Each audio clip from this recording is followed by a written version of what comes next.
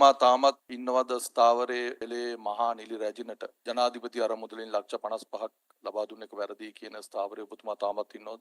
මම හිතන්නේ ඒ ගැන මෙතනම කතා කරන්න බලාපොරොත්තු වෙන්නේ නැහැ. හිත කාරුණික වෙන්නේ නැද්ද ඒ සම්බන්ධයෙන්? මම පාර්ලිමේන්තුවේ ඉදිරිපත් කරේ පාර්ලිමේන්තු මන්ත්‍රීවරුන් විසින් ලබාගත් අරමුදල් සම්බන්ධයෙන් තොරතුරු.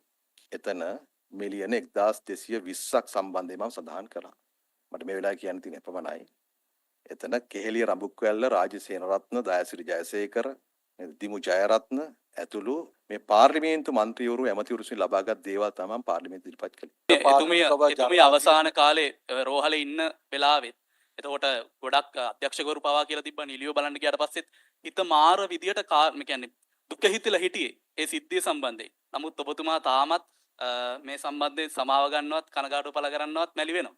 දැන් මම හිතන්නේ ඒක විකෘති කරලා පහුගිය දවස් කීපේ තමයි ඒක වාර්තා කරමින් තිබුණේ. අපි ජනාධිපති අරමුදලේදී මුදල් ගත්ත අය සම්බන්ධයෙන් පාර්ලිමේන්තුවේ වාර්තාවක් ඉදිරිපත් කළා.